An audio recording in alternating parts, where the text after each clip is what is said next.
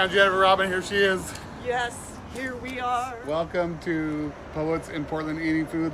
Let's do this. We're doing it. We're gonna have fun. Like, I wanted to call you Jennifer Robin the poet, Jennifer Robin the satirist,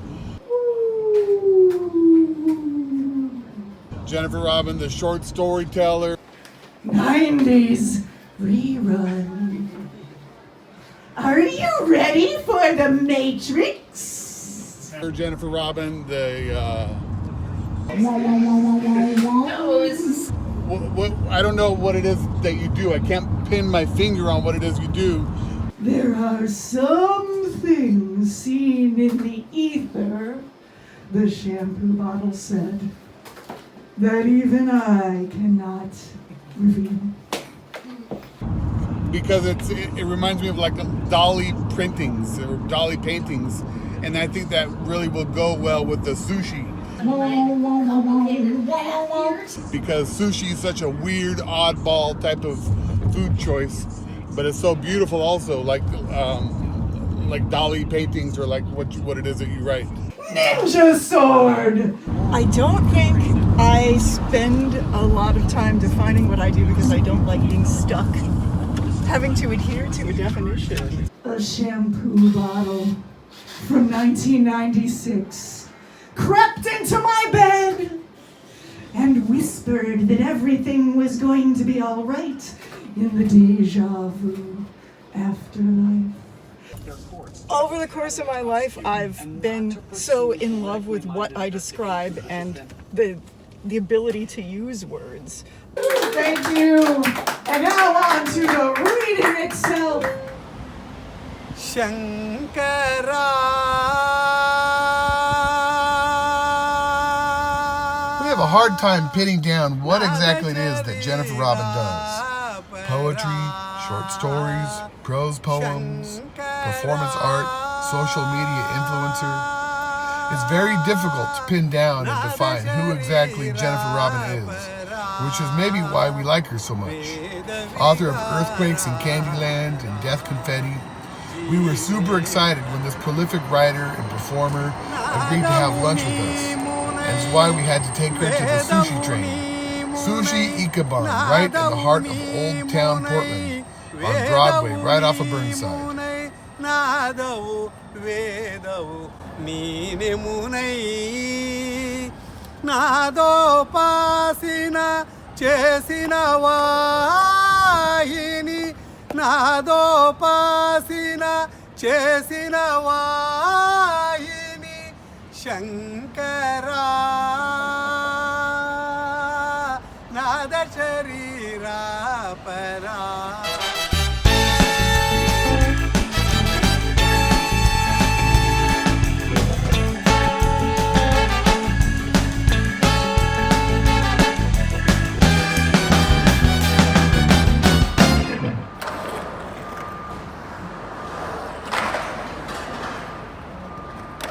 All right, so today we are off to look for sushi on Broadway Street.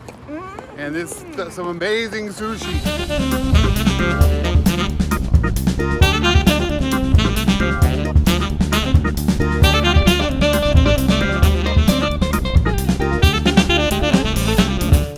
We made it! Hey, we're here!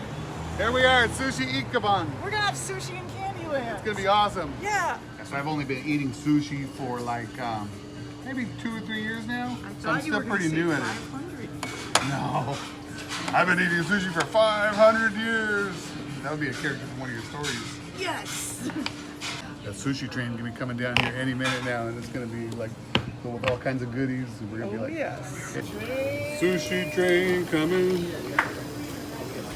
Sushi train coming down the road. So, you're relatively new with this sushi eating experience. What do you think of it? Oh, I love it. But I'm not doing good with this one right here. It's enormous. Chopstick. It's enormous and exploding. Pour a little bit of soy sauce right here. Ooh, that's a lot. And then I just mix it up. wasabi soy paste. So now it's turning into a paste. And now I can dip whatever I want into there.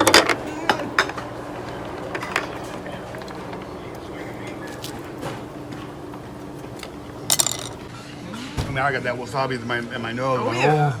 Oh, you're going to have it in the back of your brain in a moment. It's going to be So we've got like avocado in here. Well, there's green onions on it, and yeah, the seaweed in the center there. I don't know what the fish is all around it, though. Very good. Yep, I had a feeling that one was gonna hit the spot. Even though I haven't tasted it yet.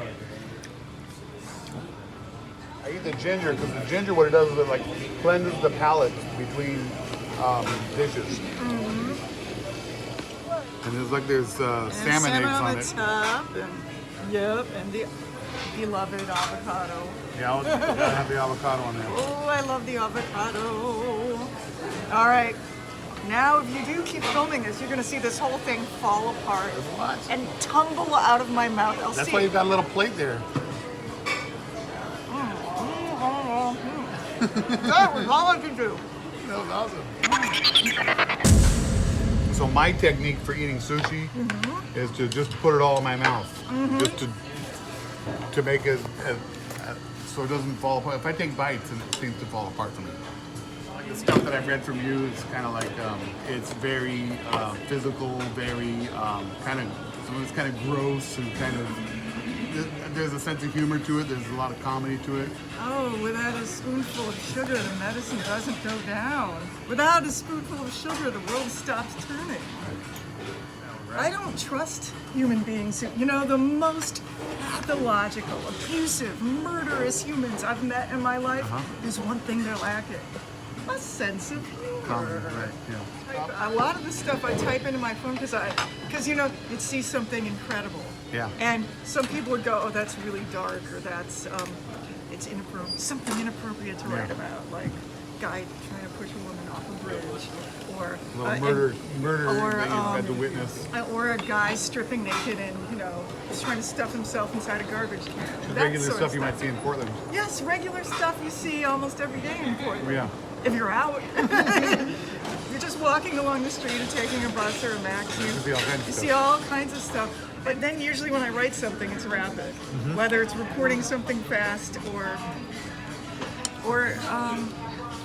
some things might take a while to incubate. But whenever I do write, I like to write very fast.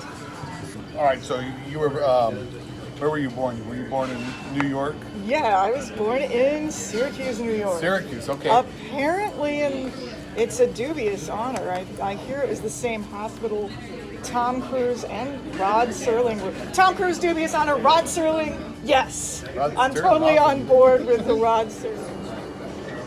Try some snap beans? You like these? Yeah, I do like those.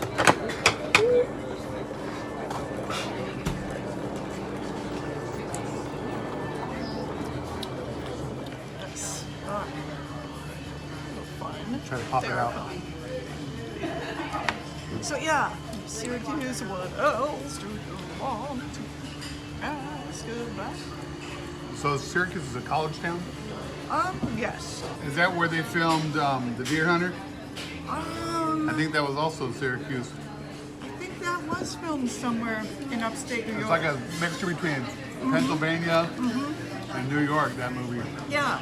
It's like a conglomeration. Yeah, Pennsylvania is upper Appalachia. And then once you get into New York, that forest carries on, but it's not called Appalachia anymore. Did your mom go to school? Was she a college kid? She was, and then she met my father while going to college, and because he was a dashing Frenchman. Oh yeah. And ended up having his own life and not really wanting to settle down and be a parent. So then I ended up growing up with my mother and grandparents. Oh, good. But my father always remained a man of mystery because I didn't know. So he was always the man of mystery that I'd hear about. Kind of like a legend. Someone that I was always suspicious about, because if I did something my mother didn't approve of, she would say, "You're being just like that creature." And so she called him the creature, and once she told me his eyes glowed in the dark, and that she thought he might have magical powers.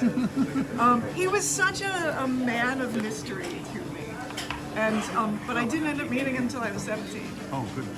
You do know. Do you have any kind of? only, Do you kind of have a relationship with him now? No, he just died, and I only hung out with him twice. Sorry. And I didn't. When I finally met him, I can see many ways I take after him, but in a way because he decided to finally meet me when I was 17. But in some ways it was too late. When you wait that long to go, Well, here I am. What I'm your 17-year-old girl father." wants to hear about anything, you know? And I was definitely not in the mood Yeah. to have any kind of new family life. Right. I was ready to escape my own family situation and go off and have my adult.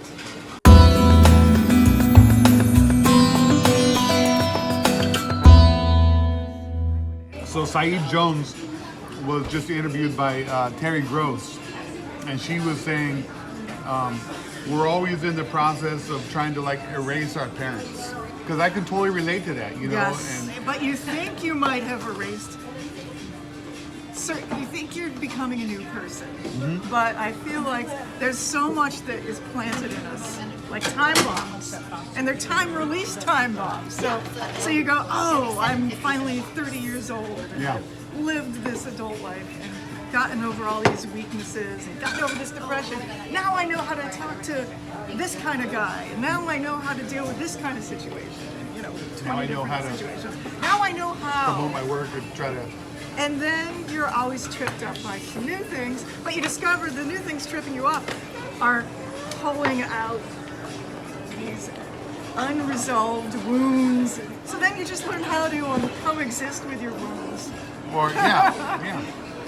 Be able to make your wounds shine, because the wounds can be your greatest asset. Oh, you know? yes. And so then they can talk about that guy with, you know, who doesn't drink alcohol or whatever. That guy who, you know, who lost a dad or something like that, or that guy, you know, whose wife just went through cancer and stuff like that. They can talk about that kind of stuff, and so your wounds can be some of the greatest strengths that you rely on, that you go back to, and you can go back.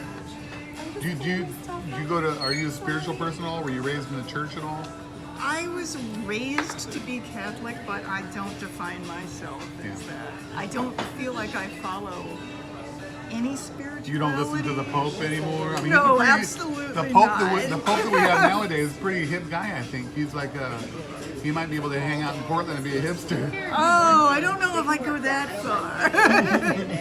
But it would be fun to see him try to get into a pair of skinny jeans. I want to see him get into a skinny hat first. Yeah. Yeah, there's some sort of ego reduction involved in putting on this skinny hat. I don't know if he can do it. We'll see.